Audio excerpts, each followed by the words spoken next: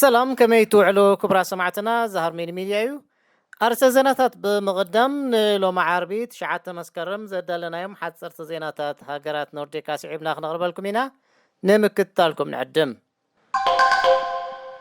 ወዲ 18 ዓመት መንእሰይ ኣብ ቤት ትምህርቲ ብዝፈጸሞ ቅትለት ንሕልፈት ተፈሪዱ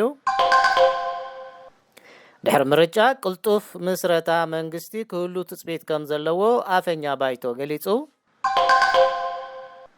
ንገዛ በዓልቲ ቤቱ ብኤችአይቪ ዝለኸፈ ሰብኣይ ተኸሲሱ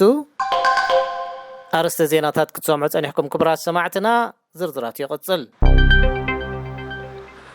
ኣብ መጋቢት ኣብ ማልም ኣብ ዝርከብ ቤት ትምህርቲ ክልተ መማሃራን ዝቐተለ ወዲ 18 ዓመት መንእሰይ ንሕልፈት ማእሰርቲ ተፈሪዱ በዚ ድማ ብመሰረት ኣብ ቀረባ እዋን ተገብረ ለውጢ ሕጊ ኣብ ሽወደን እቲ ዝነኣሰ ንሕልፈት እተፈርደ ሰብ ኮይኑሎ እቲ መንእሰይ ነቲ ቅትለት ከም ዝፈጸሞ ተኣሚኑሎ እንተኾነ ግና ጠበቑ ነዚ ፍሉይ ፍርዲ ምኽንያት ብምግባር ይግባይ ናይ ምባል ሓላፍነት ከም ዘለዎ ገሊጹሎ ኣብ ሽወደን ናይ ድሕሪ ምርጫ ምንስፋፍ ፖለቲካ ከይፍጠር ስጋታት ከም ዘየለ ተገሊጹ ኣፈኛ ባይቶ ሽወደን ኣንድሪያስ ነርለን ነዚ ኩነታት ኣመልኪቱ ብዝሃቦ ቃል ኣብዚ ሕጂ እዋን ዘሎ ምክትታል ጉዳይ ምርጫ ዝተፈልየ ምዃኑ ዝቐልጠፈ ውሳነ ድማ ከም ዝጽበ ገሊጹሎ ኣብ 2018 ዝተገብረ ምርጫ ንባይቶ ምንስፋፉ ብኡቢሉ ድማ ሓድሽ መንግስቲ ንኸይፍጠር ምኽንያት ኮይኑ መንባሩ ዝፍለጥ እዩ እዚ ን134 መዓልታት ቀጺሉ ዝነበረ ክስተት ኣብ ታሪኽ እቲ ሃገር ዝነውሐ ምንስፋፍ ፖለቲካ መንባሩ ጸብጻባት የመልክቱ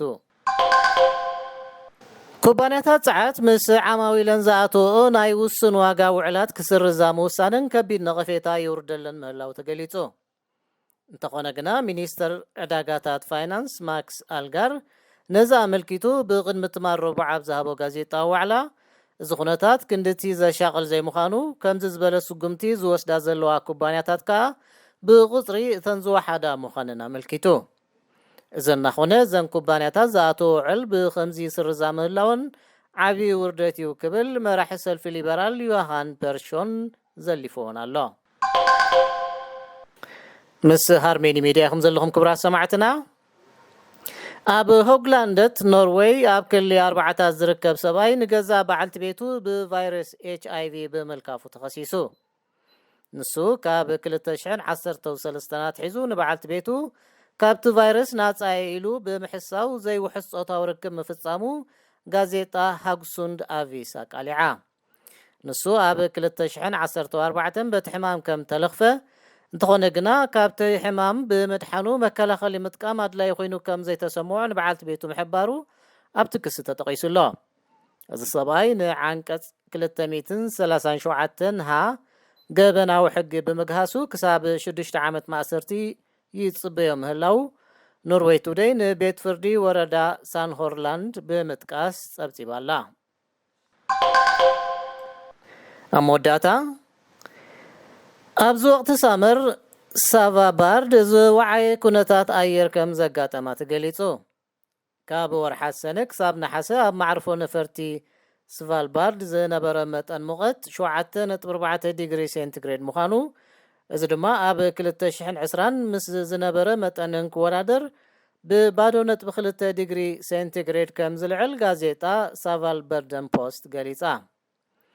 ኣብ ሎንጌበርን ከምኡውን ኣብ ካልኦት መደበራት ሜትሮሎጂ ዘሎ ሓበሬታ ከም ዘመልክቶ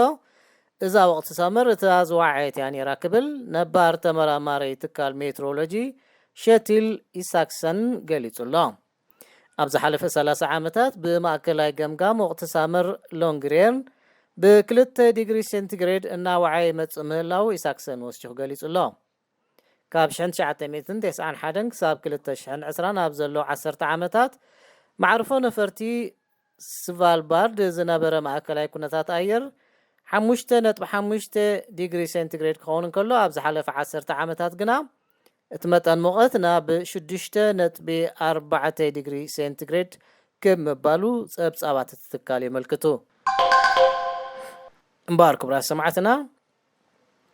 ንሎሚ 9 መስከረም ብሃርሜኒ ሚድያ ዝተዳለዉ ሓጸርቲ ዜናታት ሃገራት ኖርዲክ በዝ ተፈጽዮም ኣለዉ ስለምክትታልኩም ኣዝና ነመስግን ሰላም